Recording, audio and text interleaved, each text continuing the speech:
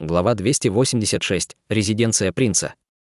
Резиденция принца Синь фактически не была в императорской части города, южном районе. Спустя 2 часа поездки на колеснице Хань Ли и остальные наконец достигли его дворца. Архитектурный стиль южного района и резиденции Цинь явно отличались между собой. Большинство зданий здесь были построены по одному стандарту и шаблону.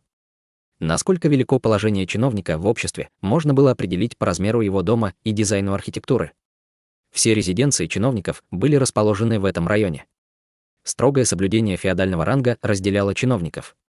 Никто не смел менять эти здания по своему усмотрению, иначе они бы нарушили закон и понесли наказание. Как родственник короля, принц Синь обладал королевским статусом, поэтому его резиденция была одной из лучших в южном районе. Площадь резиденции особняка была больше, чем резиденция Цинь, примерно в половину. Однако она была дополнена огромными жилыми комнатами. Когда они прибыли в резиденцию принца Синь, Хань Ли ощутил мир смертных во всем его великолепии. Ворота резиденции были более 15 метров в высоту и более 10 метров в ширину. Толсто были отделаны желтой медью, которая была прибита несколькими десятками огромных гвоздей. Все это выглядело довольно роскошно и внушительно. Кроме того, по обеим сторонам ворот стояли 2 10-метровые каменные платформы, на каждой из которых располагалась ярко-лазурная статуя льва. Обе они были отполированы до блеска, что трудно было на них смотреть невооруженным глазом. Но то, что произвело наибольшее впечатление в резиденции Синь, так это было 16 дворцовых стражей в доспехах, стоявших на ступенях за воротами. Принц Синь призвал этих стражников из императорских городских казарм во избежание любой опасности. Управляющий поместья принца Синь был маленький старик. Он стоял на крыльце дворца и приветствовал каждого нового гостя с улыбкой на лице. Он не смел пренебречь хотя бы одним гостем. В этот момент перед воротами резиденции остановилось несколько десятков экипажей разного размера, которые заняли почти все свободное пространство перед дворцом. Напротив огромных лазурных каменных платформ несколько гостей, которые еще не вошли в резиденцию, обменивались приветствиями. Одежда их поражала роскошью, а их движения были изящными. Очевидно, что они имели высокое положение в обществе. При виде этого Цинь Янь поправил одежду и осторожно сошел с коляски. Тщательно осмотревшись по сторонам, чтобы убедиться, что поблизости нет культиваторов, Хань Ли также покинул коляску. Остальные члены клана Цинь покинули экипажи сразу же, как только прибыли на место. Они стояли перед дворцом и весело разговаривали. Хань Ли смотрел на гостей, которые все еще стояли перед крыльцом, и заметил, что почти все остальные гости также привезли с собой своих детей и других молодых людей. Может быть, так называемый принц Синь специально отправил все эти приглашения под предлогом того, чтобы собрать всю эту молодежь во дворце. Подумав так, он решил, что этому нет никаких существенных доказательств, и продолжил наблюдать за Цинь Янь. Цинь Янь сморщил лоб, казалось, что он думал точно так же. «Дедушка, мы заедем первым. Юный принц ждет нас». Молодой мастер 16-17 лет из клана Цинь увидел, что его дед-лорд по-прежнему стоял около экипажа и, собравшись с духом, окликнул его под присмотром своих братьев и сестер. Казалось, он боялся, что Цинь Янь будет критиковать его. «Хорошо, я понял. Идемте». Цинь Янь не стал заставлять ждать своих младших и согласился с ним. Молодые люди были чрезвычайно рады этому, однако, не дожидаясь, пока Цинь Янь проводит их вперед, управляющий резиденцией принца тут же заметил их и поприветствовал их первым, после общения с другим гостем. Подойдя к ним, он сказал очень сердечно: «Господин Цинь, вы прибыли наконец. Мой принц несколько дней говорил о том, что вы так долго не приходили в гости. Пожалуйста, проходите как можно скорее. Я уверен, что принц будет очень рад видеть вас, господин Цинь». Хе-хе, я недавно. Этот управляющий резиденцией принца не был обычным человеком. Всего парой красноречивых фраз он смог заставить всех, кто слышал, улыбаться и чувствовать тепло внутри. Цинь Янь также улыбнулся под влиянием этого управляющего. Однако из-за того, что в резиденцию принца по-прежнему прибывали гости, управляющий не мог долго поддерживать беседу с Цинь Яном и сразу же проводил их во дворец. Затем, после нескольких скромных слов, он быстро вернулся к воротам резиденции. Хотя Хань Ли находился рядом с Цинь Янь, он продолжал молчать. Однако, как только Хань Ли взглянул на спокойный вид управляющего, в его глазах промелькнуло подозрение. Хотя Хань Ли не чувствовал какой-либо духовной силы, выходящей из тела управляющего, Хань Ли вдруг почувствовал, что его кровь в жилах застыла, как только этот человек к нему приблизился, как будто к нему приближалось страшное демоническое животное. Из-за этого Хань Ли был немного сконфужен, хотя Хань Ли не знал, в чем дело, но он всегда полностью доверял своим чувствам. Он сразу же добавил этого управляющего в список тех, кого нужно опасаться. «Почтенный племянник Хань, идемте. Я познакомлю тебя с несколькими моими старыми друзьями». Когда Цинь Янь увидел, как управляющий ушел, он проговорил это Хань Ли с улыбкой. В результате этого настроение у нескольких людей из клана Цинь тут же упало. Они все чувствовали, что их мастер клана слишком предвзято относился к Хань Ли. Однако Хань Ли только улыбнулся про себя. Он знал, что это было слишком простое оправдание, что придумал Цинь Янь, чтобы Хань Ли мог находиться с ним все время. Затем их привели в большой гостевой зал резиденции принца Синь. В зале было более 100 человек. Но хотя, казалось, здесь было много гостей, все они прибыли группами по 2 и 3 человека, поэтому группа резиденции Цинь из 8 человек выглядела так, будто состояла из 3 сект. В этот момент принца еще не было в зале. Казалось, он появится только тогда, когда будут присутствовать все гости. Как только Цинь Янь вошел в главный зал, его сразу же окликнули несколько давних друзей. Цинь Янь, естественно, поздоровался со всеми ими. Но когда он пробежал глазами по залу, он извинился и направился к пожилому человеку, который выглядел больным, в сопровождении молодого человека и молодой женщины. У мужчины было серьезное лицо с густыми бровями и большими глазами. Хотя внешность женщины не была выдающейся, у нее были большие, красивые глаза, которыми она тут же обсмотрела всех молодых людей со стороны Цинь Янь. Хань Ли, естественно, была одним среди тех, кого она увидела. «Старший брат Хуа, я не думал, что такой великий бог медицины, как вы, появится здесь. Я решил, что с вашим характером вы отклоните подобное приглашение». Цинь Янь подошел к этому старику и сел рядом с ним без всякой вежливости, дразня его мягким голосом. «Кей, я тоже думал, что не приду, но странная болезнь, нависшая над наложницей принца, была излечена. Это сильно задело мое любопытство, и я решил, что было неплохо познакомиться с чудным доктором, который ее исцелил». Пожилой человек, которого Цинь Янь называл «старший брат Хуа», мягко ответил, слабо улыбаясь. «Ох, так вот так». Таким образом, слухи о том, что принц Синь приглашал старшего брата на лечение своей любимой наложницы, был не просто слухом. Неужели лечение старшего брата Хуа не помогли? Когда Хань Ли увидел большое изумление Цинь Янь, он решил, что этот старик действительно был опытным и хорошо известным доктором в Юэцин. Хе-хе, в этом мире существует бесчисленное количество необычных и фантастических болезней. Я приобрел свою нынешнюю репутацию благодаря чистой удаче. Есть несколько неизлечимых болезней, которые весьма странные, а также трудно поддаются лечению даже с моим опытом. Старик слегка улыбнулся. Казалось, он смотрел на мир с широко распахнутыми глазами. Но я все еще не могу в это поверить. Неужели в Юэцин есть доктор, который смог вас превзойти? Цинь Янь покачал головой. Казалось, он очень доверял этому старику. Но когда старик Хуа услышал это, он слабо улыбнулся и ничего больше не сказал по этому поводу. Затем он указал на стоявших рядом мужчину и женщину, эти двое, Хуанань и Хуафан. Вы видели их раньше. Подойдите и поприветствуйте своего дедушку Цинь. Эти двое смотрели на старика Хуа с явным уважением. Без малейших колебаний они поприветствовали Цинь Янь. «Хе-хе, твой внучата так выросли с тех пор, как я видел их последний раз несколько лет назад. К сожалению, у меня с собой нет ничего, чтобы можно было преподнести в качестве подарка. Как насчет того, чтобы я подарил им эти нефритовые подвески в качестве приветственного подарка?» Любезно проговорил Цинь Янь, а затем достал несколько темно-зеленых нефритовых подвесок. С одного взгляда можно было сказать, что эти предметы были очень дорогими. Хотя странное выражение удовлетворения мелькнуло в глазах этого мужчины, оно быстро исчезло. Лицо женщины, однако, было наполнено радостью, и она посмотрела на нефритовую подвеску с сияющими глазами. «Не стесняйтесь, вы можете взять их. Старый брат Цинь не чужд нашей семье». При виде этого старик Хуа тут же улыбнулся. Услышав это, мужчина и женщина осмелились взять нефритовые подвески, которые им предложил Цинь Янь. По выражениям их лиц можно было сказать, что они были вполне счастливы. «Я уже видел всех твоих младших ранее, но это тот самый почтенный племянник, который недавно прибыл в Юэцин». Взгляд старика тут же перешел на Хань Ли. Он оценил его с большим любопытством. «Верно. Это Хань Ли. Он потомок моего старшего. Почетный племянник Хань. Это твой старший дядя Хуа, один из 2 великих богов медицины Юэцина». В этот момент Цинь Янь подумал, что нужно представить Хань Ли этому старшему брату. «Приветствую старшего дядю Хуа», — искренне ответил Хань Ли.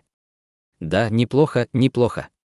Старик Хуа действительно не видел ничего выдающегося в Ханьле, но произнес это из вежливости. Но спустя несколько минут размышлений он тут же вспомнил слухи, которые ходили вокруг этого юноши. Он поколебался на мгновение, прежде чем вынул небольшую белую бутылку своими сморщенными руками и предложил ее Ханьле. «Это пилюля для защиты сердца, которую я усовершенствовал. Я не осмелюсь сказать, что она вылечит тяжелые болезни, но мелкие травмы не будут проблемой. Я передаю ее достопочтенному племяннику Хань, чтобы он мог защитить себя». Когда слова оставили уста старика, Хань Ли сразу же почувствовал на себе зависть и ревность членов клана Цинь, которые были позади него. Хуанань и Хуафан также были в шоке. Очевидно, эта пилюля была очень известной и популярной.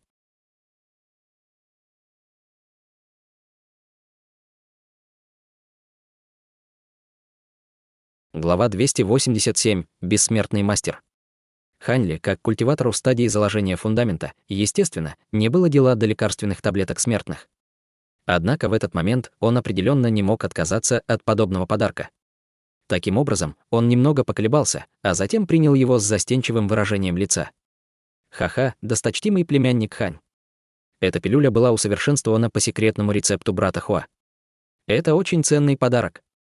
Цинь-Янь знал, что Хань Ли не станет придавать большого значения этой вещи, но он все равно попытался сказать несколько приятных слов о его хорошем друге, надеясь, что у Хань Ли останется хорошее впечатление о нем. Старик странно взглянул на Цинь-Янь, не зная, что имел в виду, рассказывая об этой таблетке Хань Ли.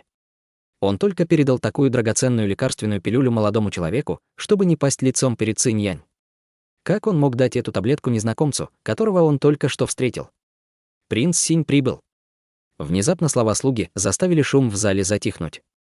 Все люди почтительно взглянули на одну из боковых дверей в комнате.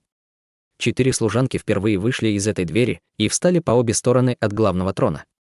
Затем не спеша вышли мужчина и женщина. Мужчина был в возрасте 40 лет с бородой в несколько дюймов длиной. Его квадратное лицо и тигровые глаза излучали естественное достоинство и силу. Женщине было около 23 лет, она была одета в роскошное платье, шлейф которого тянулся по земле. При виде их все сидевшие люди встали и поклонились: «Приветствуем вас, дорогой принц, мадам».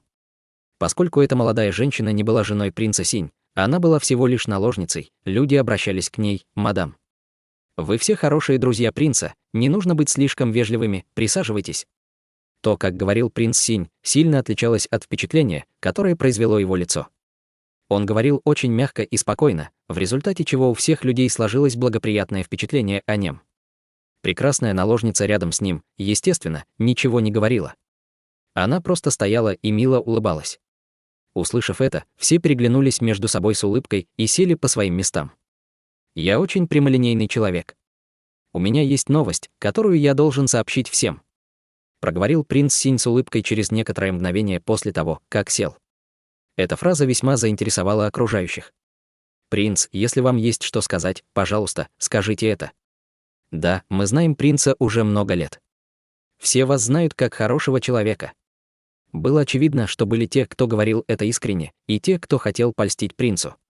«Причина, почему я пригласил вас всех сегодня, это то, что моя любимая наложница Цинэр полностью излечилась от своей болезни.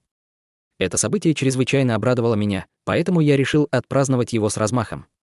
Кроме того, я бы хотел со всеми поделиться своей удачей. У этого принца огромная удача, которую я хочу отдать всем. Однако, хватит ли у вас кармы, чтобы получить ее, будет зависеть от каждого индивидуально». Все удивились словам принца Синь и переглянулись между собой. Неужели принц собрал этих людей, чтобы подарить им кусок удачи? Это было слишком немыслимо. «Хе-хе, Цинэр, послушай». Все удивились, как я и ожидал. Принц Синь не только не рассердился, а наоборот, рассмеялся, обратившись к своей наложнице. Услышав это, красивая женщина по имени Цинэр мягко усмехнулась, а затем ответила приятным голосом: «Принц, это совершенно естественная реакция людей на ваши слова». Все они удивлены. Принц Синь рассмеялся и погладил короткую бороду на подбородке, услышав слова этой женщины. Затем он обернулся и объяснил потрясенному собранию: не стоит так удивляться. Странная болезнь Цинэр была вылечена недавно прибывшим экспертом. Этот эксперт может призвать ветер и дождь, извергать огонь и лед, он настоящий бессмертный. Кроме того, после излечения болезни Цинэр этот бессмертный обнаружил, что у юного сына принца есть духовные корни, и он может постигать техники бессмертных. Таким образом, он принял младшего сына в свои ученики. Скоро мой сын вступит на путь культивирования. Сказав это, на лице принца Сянь было поистине радостное выражение лица. Пузатый человек из толпы тут же выкрикнул: «Бессмертный культиватор, он действительно обладает этими знаниями». Это предложение мгновенно вызвало волнение среди всех в зале. Хотя культиваторы считались чрезвычайно таинственными людьми в мире смертных, все люди, сидящие здесь, не были обычными людьми. Естественно, они все более или менее слышали о чем-то подобном. Некоторые из их предков даже заключили сделки с несколькими культиваторами. Даже в наши дни во всем мире ходили слухи о том, что охранники в императорском дворце были культиваторами. Это заставило всех людей еще более почитать культиваторов. Теперь, когда все присутствующие услышали, что настоящий бессмертный пришел в особняк принца, они не могли сохранять спокойствие. Услышав это, Цинь Янь тоже был удивлен и не мог не взглянуть на Хань Ли. Однако на лице Хань Ли не было ничего необычного. Он оставался спокойным. При виде этого Цинь Янь не посмел задавать вопросы. Он мог только отворачиваться и продолжить слушать принца. Когда принц Синь увидел, что все были ошеломлены его словами, он рассмеялся и продолжил говорить, и, естественно, этот принц тоже спрашивал у этого эксперта, действительно ли он настоящий культиватор. И он подтвердил это. Кроме того, по моему настоянию, он готов остаться здесь на несколько месяцев и научить меня тому, как поддерживать хорошее здоровье. К тому же, этот культиватор пришел сюда специально, чтобы набрать учеников. Узнав об этом, я немедленно подумал обо всех вас и не только. Поэтому я также пригласил сюда всех ваших младших родственников, поскольку бессмертный готов принять в ученики не только мужчин, но и женщин. Через мгновение я приглашу этого бессмертного мастера выйти и представиться его всем. Что касается того, есть ли у вас удача, зависит от вашей кармы. То, что он только сказал, вызвало зависть у присутствующих, как будто ему на голову с небес упал огромный мясной пирог. Естественно, волна удивленных восклицаний прокатилась по залу. Бессмертный культиватор. Здесь был настоящий бессмертный. Если кто-то преуспел в культивации, то он мог прожить несколько сотен лет, а также он был знаком с магией и техникой бессмертного. Если бы кому-то из собственных родственников этих важных личностей посчастливилось стать его учениками, разве это было бы не здорово? Услышав это, в сердце Хань Ли закрались сомнения, но выражение его лица оставалось неизменным. Сначала он подумал, что нашел след дьявольского «да», когда принц Синь заговорил о бессмертном. Но услышав, что бессмертный хочет просто принять учеников, что-то явно было не так. Разве культиваторы из другой страны, которые тайно проникли сюда, могли привлекать к себе внимание подобным образом? Какая у него цель? Если этот культиватор был? Пока Хань Ли думал об этом, в разгар волнения, бессмертный наконец появился на публике с надменным выражением лица. На нем была серая даосская одежда, а волосы и борода были совершенно белыми. Лицо у него было румяное, как у младенца. Он был похож на великого ученого. То, как он выглядел, тут же заставило поверить всех в его неподдельную личность, несмотря на то, что он еще не использовал какую-либо магию. Однако, когда Хань Ли увидел этого бессмертного мастера, который выглядел так, будто только что сошел с картины, он буквально потерял дар речи. Это был всего лишь культиватор на стадии концентрации Ци 5 или 6 уровня. Хань Ли мог одолеть его, щелкнув пальцем. Но такого эксперта было достаточно, чтобы удивить всех присутствующих смертных и подтолкнуть их на лесть.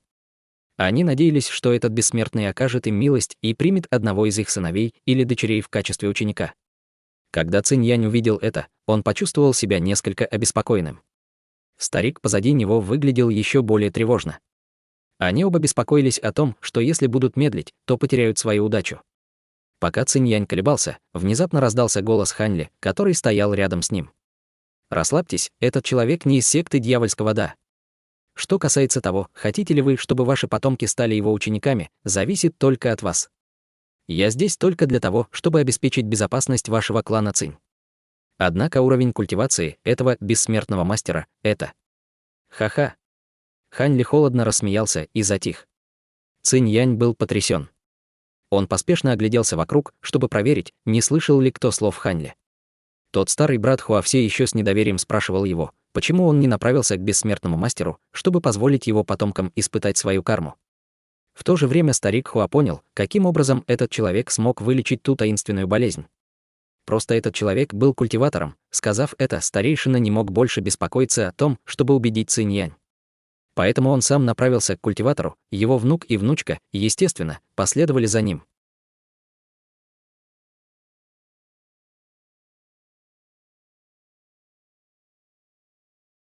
Глава 288. Магическое противостояние.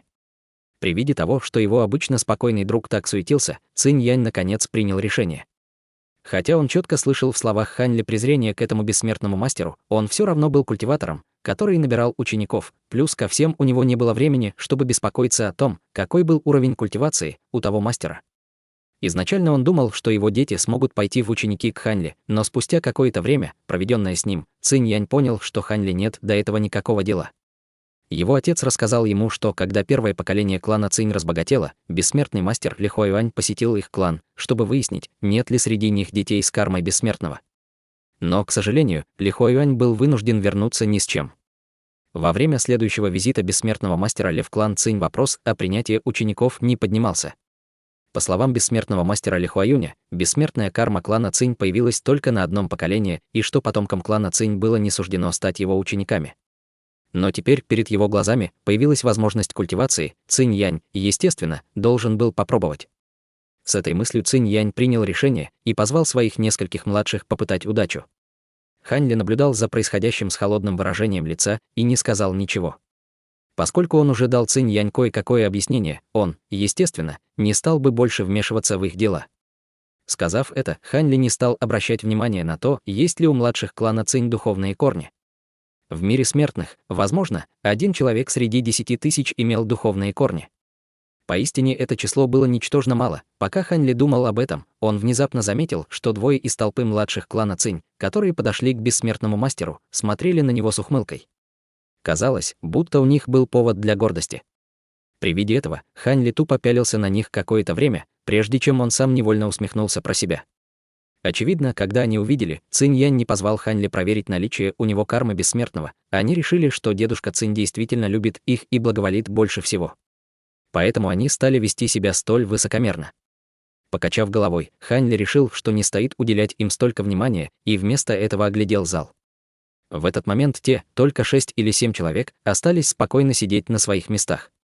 Большинство из тех, кто ранее решил не участвовать в этом, кажется, уже чувствовали сожаление. Единственное, что привлекло внимание Хань Ли, это старик и юноша, сидевшие в углу зала. Старик был в лазурной одежде, на вид ему было более 60 лет. Его голова полностью поседела. Он спокойно сидел и пил зеленый чай, как будто совершенно не интересовался бессмертным мастером. Иногда с презрением поглядывал в сторону бессмертного мастера. Хотя эти двое, казалось, сидели спокойно, когда Хань Ли увидел их, он не мог не улыбнуться. Эта пара из юноши и старика на самом деле были культиваторами. Кроме того, их уровень культивации был достаточно неплохим. У старика уровень культивации достигал 9 уровня, в то время как тот юноша был на 6 уровне, что было не ниже, чем у бессмертного мастера. Но что шокировало Хань Ли, так это, что он не знал, какую технику они использовали. Они могли почти полностью сдерживать свою собственную духовную ци. Если бы Хань Ли не был культиватором стадии заложения фундамента, он бы не смог их обнаружить. Естественно, что бессмертный мастер не мог их чувствовать. Эта техника, способная скрыть духовную ци, сразу же привлекла интерес Хань Ли. Если бы он смог изучить подобную технику, разве у него бы не появилось важное преимущество во время сражений с подобными культиваторами? С этой мыслью Хань Ли внимательно посмотрел на них. В результате чего Хань Ли заметил кое-то странное. Молодой юноша на самом деле был замаскированной женщиной с нежными белыми ушами и тонкими отверстиями на мочках ушей. Хань Ли был слегка ошеломлен. Когда этот юноша случайно заметил, что Хань Ли пялится на него, он тут же покраснел и метнул в его сторону яростный взгляд. Действия молодой женщины в мужской одежде привлекли внимание старика, что был рядом с ней. Он наморщил лоб и повернул голову, не обращая внимания на Хань Ли. При виде этого Хань Ли не мог не улыбнуться старику. Старик в лазурной одежде был очень удивлен этому. Изначально он думал, что это всего лишь какой-то легкомысленный молодой мастер из клана Цинь, который увидел маскировку его внучки и бесстыдно смотрел на нее. Но он не ожидал, что это был совершенно непримечательный юноша, который смотрел на нее совершенно безрассудно и бесстрашно. Лазурный старик немного рассердился в глубине своего сердца и, немного помявшись, молча закрыл глаза. Это действие удивило Хань Ли на мгновение, но он тут же догадался, он закрыл глаза. Может быть, он хочет. Однако, не успел Хань Ли закончить свои мысли, как старик тут же подтвердил их своими действиями. Он увидел, что старик открыл глаза и пристально уставился на Хань Ли взглядом, наполненным фиолетовым блеском. Он фактически использовал магическую технику на Хань Ли. Казалось, он хотел, чтобы Ханьли опозорил себя, чтобы преподать ему урок. Когда Ханьли увидел это, он нашел это немного забавным. Старик на 9 уровне концентрации, Ци на самом деле хотел использовать магическую технику на культиватора средней стадии заложения фундамента. Он что, напрашивался на неприятности? Используя немного магической силы, он легко отменит магическую технику своего противника. Однако, поскольку Ханьли заинтересовался приобретением их техники сдерживания Ци, он, естественно, не хотел ссориться с ними. Таким образом, он слегка улыбнулся и продолжил спокойно смотреть на старика. На лице старика сначала появилась холодная улыбка, которая тут же изменилась удивление. Старик внутренне закричал «нехорошо», но когда он подумал убрать свой взгляд, было уже слишком поздно. В тот момент, когда Ханьли встретил взгляд старика, в его глазах мелькнуло слабое желтое сияние. Его взгляд привлекал старика как магнит, из-за чего тот не мог отвести глаз. Старик в лазурной одежде был напуган и потрясен, очевидно, сожаление о своем поступке. Он даже представить себе не мог, что этот юноша, который на вид не обладал никакой магической силой, на самом деле был культиватором. Более того, уровень его культивации намного превышал его собственный. И если бы он знал об этом раньше, он не стал бы использовать технику кошмаров и не позволил бы своему сознанию подпасть под полный контроль другой стороны, что делало его неспособной вырваться из цепкой хватки противника. Старик становился напуган все больше и больше, и вскоре все на его лбу появились капли пота размером с соевые бобы, а его лицо побледнело. Но он не мог отвести взгляд от Ханьли. Молодая женщина, одетая в мужскую одежду, сидевшая рядом с ним, в конце концов, заметила, что старик не двигался. Она с тревогой схватила его за рукав. Удивительно, но это позволило старику освободиться от взгляда Ханьли и высвободиться их техники кошмаров. Прямо сейчас старик чувствовал, будто едва остался в живых. За время, проведенное под техникой, его ум немного замедлился. Однако, спустя мгновение он пришел в себя, и его сознание вернулось в его тело. Однако спина его одежды была полностью пропитана холодным потом. В этот момент он сказал несколько слов молодой женщине мягким голосом, с испуганным выражением лица. Затем он не осмелился взглянуть на Ханьли. Старик в лазурной одежде четко понимал, что молодая женщина не смогла бы так легко разорвать его оцепенение, а это означало, что другая сторона отнеслась к нему со снисхождением. Хотя он и не знал, почему другая сторона так поступила, было бы лучше, если бы они поскорее ушли отсюда. Стадия культивации того юноши с непримечательной внешностью действительно была пугающей. Более всего его озадачивало то, что, хотя он использовал технику глаза Бога, чтобы исследовать его, он не смог увидеть ни малейшего намека на колебания Ци в его теле. В противном случае он не стал бы опрометчиво использовать технику кошмара. Неужели этот культиватор достиг? Как только лазурный старик догадался, лицо его позеленело. Если бы он знал об этом ранее, разве он стал бы нарываться на неприятности? Подобные мысли тут же привели мозги старика в беспорядок. Молодая женщина в мужской одежде посмотрела на лицо старика и вздрогнула, когда оно изменилось с красного на зеленый. Она была в шоке от этого. На ее памяти дед всегда был спокоен, как тысячелетняя гора. Но в этот раз он на самом деле был ошеломлен. Неужели этот обычный юноша так напугал ее деда? Думая так, она не смогла устоять перед тем, чтобы оглядеть Ханьли. Однако, не дожидаясь, пока она пошевелит головой, старик, казалось, понял ее намерение и вдруг прошептал ей серьезным тоном: «Не вздумай провоцировать этого юношу. Если моя догадка верна, то он, скорее всего, культиватор стадии заложения фундамента. Так что не стоит его провоцировать». Что? Культиватора стадии заложения фундамента? Не может быть, он же обычный парень. Услышав это, молодая женщина не могла скрыть свое удивление.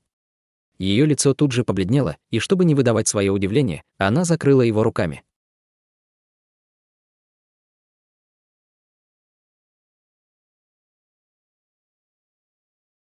Глава 289. Техника бессмертного. Хотя на лице очаровательной, молодой девушки и было сомнение, она знала, что ее дед был не из тех, кто стал бы болтать глупости и кого было бы легко удивить. Она была вынуждена послушать его и с трудом сдержалась, чтобы не останавливать свой взгляд на Ханьли. Видя, что ему удалось преподать другой стороне небольшой урок, не причинив настоящего вреда, Ханьли был полностью удовлетворен. В этот момент его губы слегка сдвинулись и передали его голос. Старик в лазурной одежде тут же услышал голос Ханьли.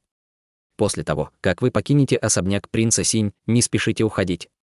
Подождите меня у задней двери особняка. У меня есть к вам несколько вопросов».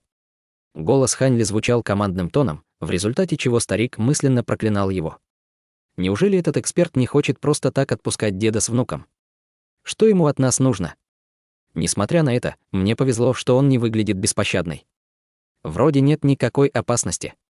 Кроме того, возможность наладить отношения с культиватором в стадии заложения фундамента – это великолепная возможность, которую трудно найти в клане. Старик пытался утешить себя таким образом. Тем не менее, его сердце было полно волнений, и я очень страдал. При виде этого Хань Ли улыбнулся и снова стал наблюдать на старым седым даосистом.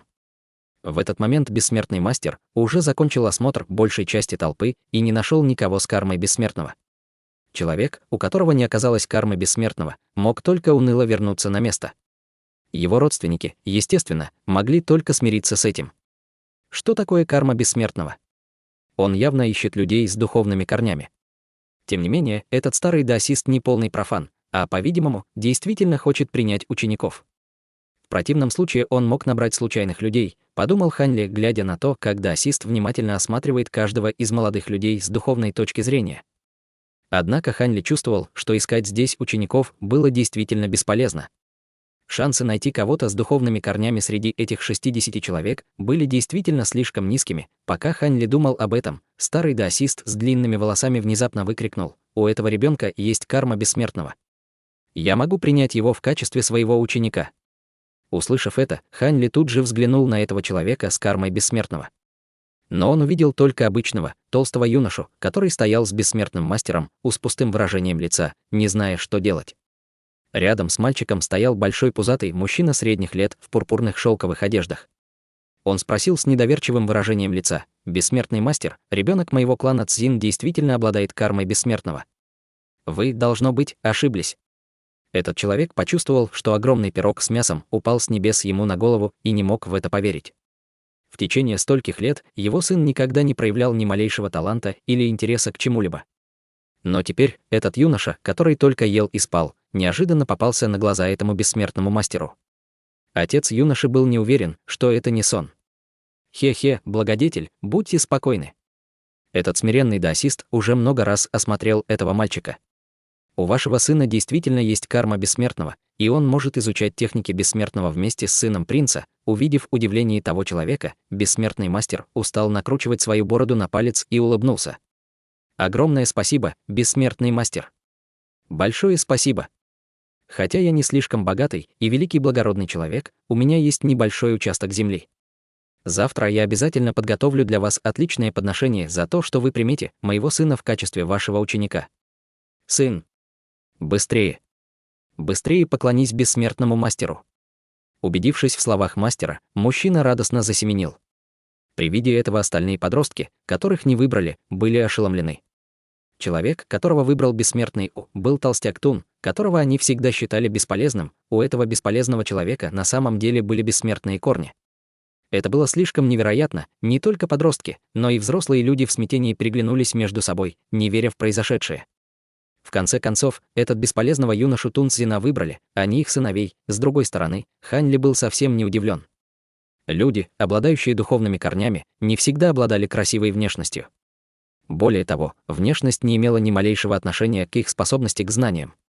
Не было какого-то определенного стандарта, как должен был выглядеть обладатель духовных корней. В противном случае не появлялись бы кланы культиваторов и секты, которым бы приходилось искать учеников. Однако на самом деле найти кого-то с духовными корнями в такой небольшой группе людей было немного удивительно для Хань Ли. Казалось, этому даосисту действительно повезло. Разумеется, остальные в зале не могли знать этой истины, которая была ведома только Хань Ли и другим культиваторам. Все они шептались между собой мягкими голосами. Среди них было несколько проницательных людей, которые начали сомневаться в подлинности этого бессмертного, но ни у кого не доставало смелости, чтобы выйти вперед и предъявить ему это. Таким образом, в зале повисла неловкая пауза. При виде этого принц Синь был явно недоволен. Однако все, кто был в зале, были его хорошими друзьями на протяжении многих лет, поэтому он не мог просто сказать что-то неприятное. Он лишь тактично сказал старому даосисту: «Бессмертный мастер, все здесь обычные смертные. Они никогда прежде не встречались с бессмертным. Не могли бы вы явить нам ваши магические техники, чтобы расширить кругозор всех здесь присутствующих?» Услышав слова принца Синь, все сразу замолчали и стали ждать, что ответит бессмертный мастер. Старый седовласый даосист с минуту что-то бормотал себе под нос, но потом согласился. Затем он предложил всем выйти на открытую площадку перед главным залом. Все приняли его предложение и последовали за ним. Хотя Хань Ли также последовал за ним, ему совершенно не было до этого никакого дела. Удивительно, но эта пара дедушка-внучка не двинулись с места. Казалось, они были глубоко обеспокоены просьбой Хань Ли. Снаружи зала для гостей старый даосист стоял в окружении толпы и начал использовать магию. Делая жесты руками и что-то бормоча себе под нос, он выглядел еще более таинственнее. Таким образом, все вокруг уставились на него, затаив дыхание. Но когда Хань Ли услышал это заклинание, он внутренне закатил глаза. В этот момент старый даосист соединил ладони между собой, а затем разъединил, и между ними внезапно появилось два огненных шара. Внезапно они засияли ярким пламенем. Это было не что иное, как техника огненного шара, которую знали все культиваторы с огненными духовными корнями, но то, что считалось обычным явлением для культиваторов, сразу же вызвало удивление толпы. Они чувствовали, что это поистине немыслимо, но следующая сцена не только заставила этих смертных удивиться еще больше, но и сильно потрясла Хань Ли. Это было потому, что старый даосист внезапно заставил огненные шары плавиться и меняться на глазах толпы. Во-первых, комбинированное пламя постепенно возрастало. Затем появился заостренный клюв, тонкие когти и хвост, постепенно превратившись в маленькую, изящную птицу. Может быть, это техника жар-птицы? При виде этого Хань Ли напрягся, не веря своим глазам. Техника жар-птицы была настоящей магической техникой среднего класса, которую сам Хань Ли не смог понять. Однако этот простой культиватор стадии концентрации Ци мог ее использовать. В это действительно было слишком сложно поверить, однако потрясение Хань Ли длилось всего несколько мгновений. Вскоре после того, как старый даосист высвободил свою магию, Хань Ли обнаружил огромное несоответствие между этой огненной птицей и настоящей техникой жар-птицы. Хотя эта маленькая птица, созданная из огненных шаров, напоминала магическую технику жар-птицы, но несоответствие размеров было слишком очевидно. Настоящая техника жар-птицы представляла собой птицу длиной в 3 метра. Вместо этого жар-птица, которую создал этот старый даосист, была размером с кулак. Так что нельзя было рассматривать их на равных. Но то, что действительно убедило Хань Ли в том, что это была всего лишь ложная огненная техника, была величина колебаний магической силы. Против разрушительной силы настоящей техники жар-птицы не смог бы устоять даже культиватора стадии заложения фундамента. Однако магическая сила колебаний этой техники была такой же, как у огненного шара. Казалось, это просто изменение формы. Подумав об этом, Хань Ли решил, что это было довольно забавным. Это действительно был всего лишь маленький трюк, которым можно было провести толпу смертных, однако техника манипуляции с огнем этого человека была поистине удивительной. Хань Ли не знал, сможет ли он соответствовать тонкому контролю пламени, которого достиг этот культиватор стадии концентрации Ци. Этот старый даосист очень заинтересовал Хань Ли. Следующее выступление старого даосиста Хань Ли подтвердил свои предположения. Маленькая жар-птица взмыла в небо на доли секунды, а потом тут же упала на землю, превратившись в собаку, которая весело бегала вокруг старого даосиста. Вскоре после этого маленькая собака превратилась в огненную змею, а затем превратила маленького человечка. Эта серия удивительных представлений повергла в шок всех здесь присутствующих смертных, которые никогда прежде не видели магических техник. Затем старый даосист вытянул палец и превратил пламя в маленькую лошадь. Новая форма направилась к маленькому вишневому саженцу, и в мгновение пламя превратило его в пепел. Это был конец шоу старого даосиста. В этот момент все зрители очнулись от их изумления и стали радостно приветствовать бессмертного даосиста. Все их сомнения были отброшены. Теперь они не смели проявить к нему хоть малейшее недоверие.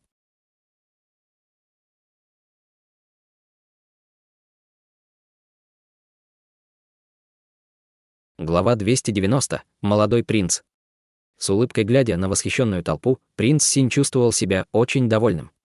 Ранее культиваторы посещали великие и благородные кланы, но по неизвестной причине они постепенно прекратили все контакты со смертными.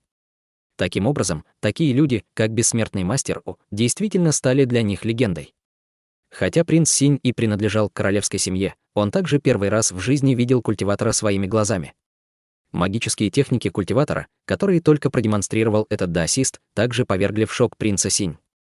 Конечно, принц Синь не знал, что в период, когда культиваторы еще появлялись в мире смертных, в мире культиваторов еще не произошло Великой Ассамблеи Бессмертных.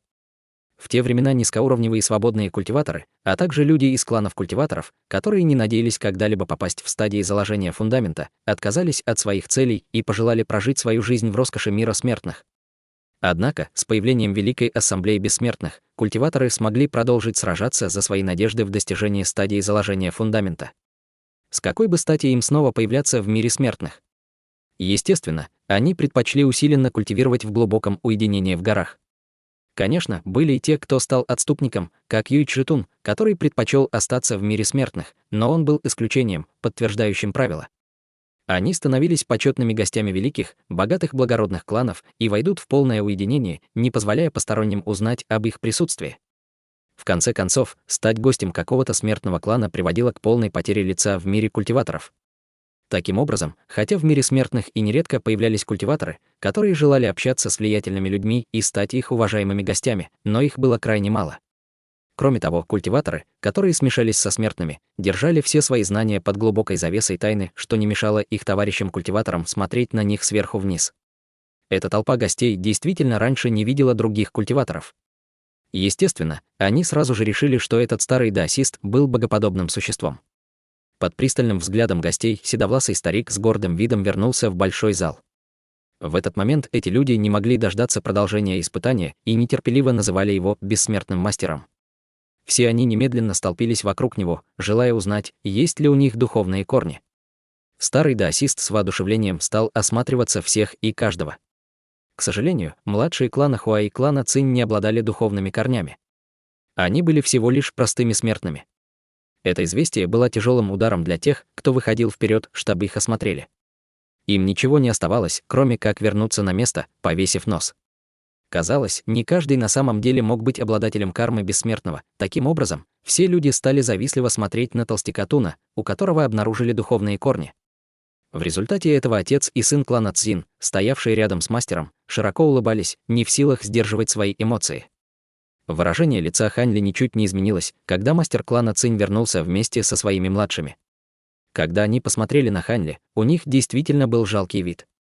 «Я не могу в это поверить. Почему у этого ничтожества есть духовные корни, а у нас нет? Разве мы не в 100 раз лучше его?» Прелестная юная госпожа Цинь пробормотала про себя с недоверием. «Хватит, не говори глупостей. Тебе ли жаловаться на жизнь?» Лицо Цинь-Янь потемнело, когда он это услышал, и тут же повернулся, чтобы пристыдить молодую госпожу. Эти слова вызвали известную реакцию на старика клана Цинь. Недовольство по-прежнему осталось на ее лице. В этот момент старик Хуа также привел своих внуков. Не сказав ни слова, он сел рядом с Цинь-Янь.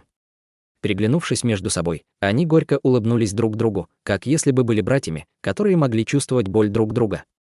«Дорогой, младший брат Цинь, кажется, что этому толстяку Туну внезапно повезло», шутя сказал старик Хуа. «Эх, это норма. Каждый считает, что его ребенок достоин заполучить такого влиятельного покровителя, как бессмертный мастер». Цинь-Янь вздохнул и печально проговорил это. Однако старик Хуа и Цинь-Янь вступили в беседу. Однако, хотя они и болтали друг с другом, они беспрерывно поглядывали на действия бессмертного мастера Уи принца Синь. В этот момент принц Синь наблюдал за тем, как молодежь проверяют на наличие духовных корней. Затем он повернул голову к молодой девушке и ей что-то прошептал. Молодая девушка немедленно вышла за дверь, чтобы выполнить таинственный приказ, отданный ей. После этого принц Синь повернул голову и кашлянул несколько раз. Затем он неторопливо сказал с улыбкой: «После празднования выздоровления моей любимой наложницы мой сын Цюаньцзы и достопочтенный племянник Тун будут отправлены в ученики к бессмертному мастеру. Все, пожалуйста, приветствуйте их». Сказав это, принц Синь вытянул руки и начал хлопать в ладоши. Весь зал тут же разразился аплодисментами. Под звуки аплодисментов в зал вошли слуги с подносами, на которых были изысканные фрукты и вино. Затем вежливо подходили к каждому столику и наполняли бокалы гостей сияющим, розовым вином. В мгновение ока большой зал наполнился ароматом алкоголя и изысканных блюд. «Давайте, я поднимаю первый бокал за принца!» Громко закричал принц Синь, поднимая бокал с вином, который ему почтительно подал слуга. «Да здравствует принц!» После того, как все пригубили по бокалу вина, атмосфера в зале разрядилась. Вскоре после этого многие гости стали чокаться друг с другом. Наконец-то начался банкет. Принц Синь и этот достопочтенный племянник, которого он называл Цзинер, разговаривали между собой и смеялись во время праздника, похоже, углубляя их дружбу. В поведении принца не было замечено и следа высокомерия. Неудивительно, что Цинь-Янь и другие так хвалили принца, бессмертный мастер не садился. Вместо этого, когда принц Синь поднял свой бокал с вином, он безмолвно ушел. Это действие бессмертного мастера породило много сплетен вокруг него. Однако такое поведение было вполне обычным явлением. Разве мог живой бессмертный пировать наравне со смертными? Придя к такому выводу, люди сдались и отказались от своих прежних мыслей. Вместо этого все они продолжили бурно пировать со всеми. В середине праздника принц Синь позвал группу дворцовых танцовщиц, которые исполнили элегантный, зажигательный танец, что увеличило уровень наслаждения. В этот момент в зал вошел одетый в белое юноша, на вид которому было около 20 лет. Он выглядел очень воспитанным, а также был худощавым и высоким. Казалось, он воплощал в себе образ идеального любовника, о котором грезили многие женщины. «Инер, подойти и поприветствуй своих дядюшек». Когда принц Синь увидел этого юношу, он тотчас же радостно позвал его. К счастью, принц Синь был рядом со столом Цинь-Янь. Таким образом, элегантный юноша направился туда с улыбкой. «Приятно снова вас видеть, дядя», — вежливо сказал юноша. «Я не смею называться так. Юный принц слишком вежлив». Цинь-Янь и старик Хуа поспешно встали, чтобы поприветствовать его. «Ох, вы двое, его старшие. Разве он не должен приветствовать вас вежливо? Почему вы ведете себя как посторонние?» Вмешался принц Синь с некоторым недовольством. Когда Цинь-Янь и старик Хуа услышали это, они переглянулись между собой и несколько смутились. Хотя его слова и были верными, разве они могли относиться к члену королевской семьи как к младшему? Однако две этих старых хитроумных лисицы тут же произнесли несколько вежливых слов, чтобы сгладить ситуацию. Затем они представили юному принцу своих младших. Это была редкая возможность для их детей заявить о себе, и, естественно, Хань Ли был включен в число тех, кто был представлен. Когда Цинь-Янь представил Хань Ли, глаза принца Синь засияли, и он повторил его имя несколько раз с большим интересом. На его лице была таинственная улыбка. Было ясно, что он уже был наслышан о слухах, связанных с Хань Ли. Это снова вызывало замешательство на его лице. «Минер, поздоровайся с почетным братом Хань». Неизвестно, о чем думал принц Синь, но неожиданно он попросил подойти к нему молодого принца. Услышав отца, молодой принц подошел и вежливо поздоровался со старшим братом Хань. Затем он подал руку Хань Ли, сохраняя нежное выражение на лице. Каким-то образом каждое действие, совершенное этим изящным юным принцем, завораживало несколько молодых дам, достигших совершеннолетия. Выражение лица Хань Ли было потерянным и глупым после произошедшего, как будто он переволновался. В своем сердце, однако, он чувствовал себя в опасной ситуации, но не мог позволить себе расслабиться. Когда этот молодой принц двинулся вперед, чтобы поприветствовать Хань Ли, он неожиданно почувствовал то самое чувство, которое у него появилось при виде управляющего особняка. Хотя оно было несколько слабее, чем от управляющего, он, несомненно, почувствовал себя в опасности. Что это значит? Хань Ли был удивлен, а его сердце погрузилось в недоумение.